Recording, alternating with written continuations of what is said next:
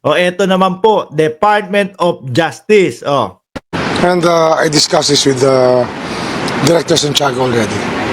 Sir, If ever ba sir, may parang magiging complication yan kasi si VP Sara medyo nag-announce na seriously considering daw po siya sa 2028 elections.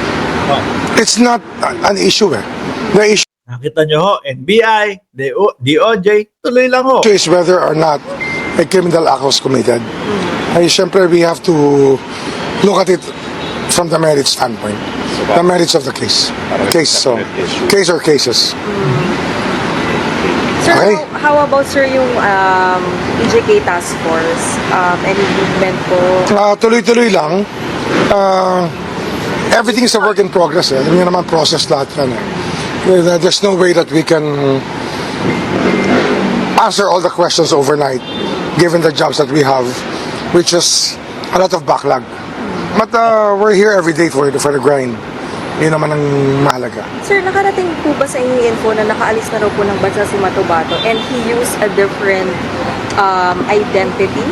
I don't Ayan, nakalabas na si Matobate. Alam mo yan ni, ni Secretary Boying Remulla. know. I just found out he was abroad already. I thought he was abroad already, actually. Actually, somebody told me before that he was abroad already. Do you think may Iglesia ni Cristo is exerting pressure with the rally yesterday not to touch Sara? I'm not concerned about that because it's their freedom. They have the freedom to express themselves. Di ho ba? Wala.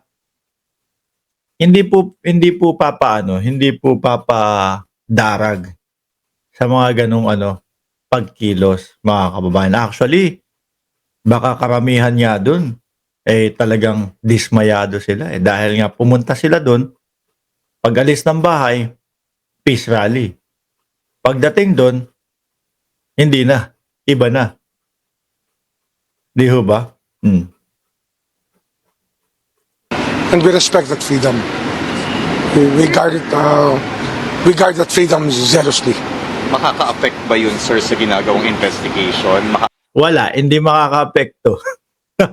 Kahit umabot ng 1.8 million, umabot ng 10 milyon na dadalo dyan. Wala. Kinabukasan, impeachment pa din ang pag-uusapan. Kinabukasan, iimbestigahan pa din sa NBI. No? Kinabukasan, meron pa ding pagbabanta ang vice-presidente. Kinabukasan, pagkatapos ng rally, pag-uusapan pa din yung mga hindi maipaliwanag na confidential funds.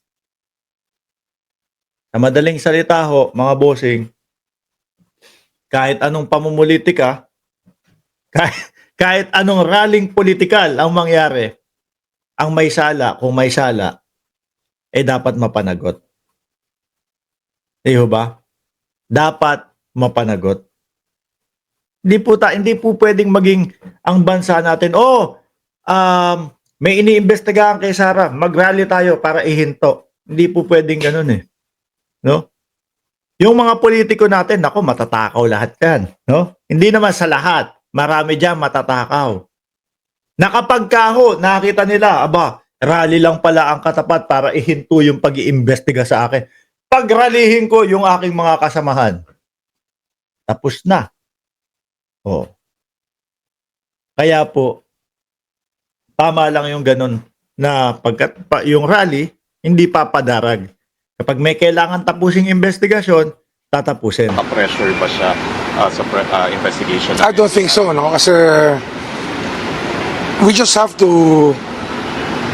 look at the law as something that equalizes everything between all of us. May sinasabi dito, si Roel 21, big no daw kay Marcoleta. Press 1 nga, kung kayo din, big no din kayo kay Marcoleta. Press 1. Press 2, kapag okay sa inyo si Marcoleta.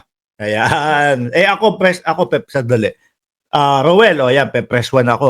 1. Nandyan yung sa akin, ha?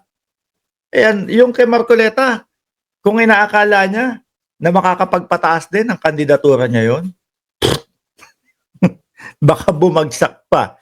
Baka po mismong yung mga miyembro ng Iglesia ni Cristo hindi siya iboto, mga kababayan. Di mo ba?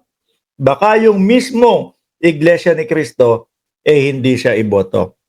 Anyway, marami po mga kababayan ang nagsasabi na dismayado nga po sila doon sa naganap na rally. No? Meron po tayong mga nakakausap, uy, akala ko talaga, pangkapayapaan yung rally na yun.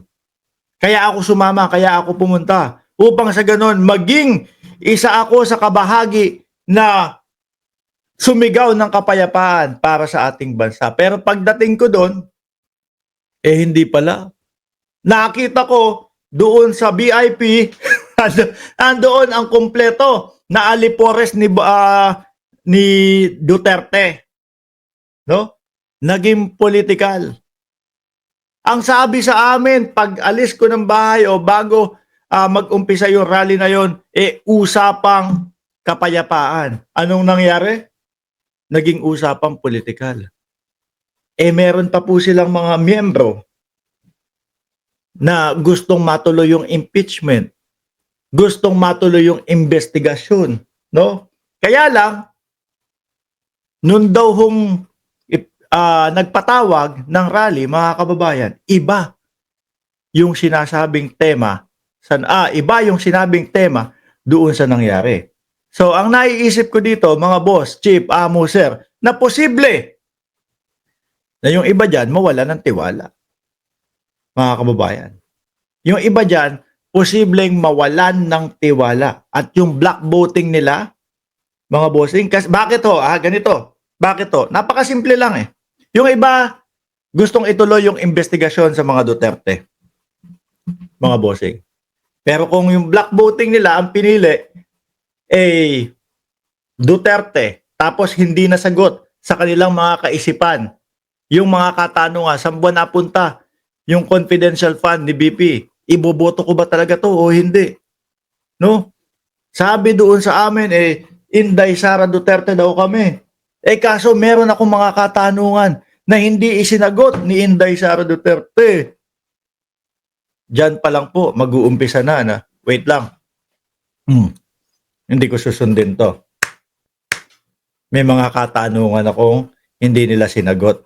Hindi naman po pwede na dahil ako ay nakaanib dito, susundin ko lang yun. Diba? May prinsipyo akong tao. Meron akong sariling desisyon. Meron akong sariling pag-aaral. Meron akong karapatan para iboto kung sino yung gusto kong iboto. Diyan na po nakikita ko, mga kababayan, na posibleng maapektuhan yung style nila.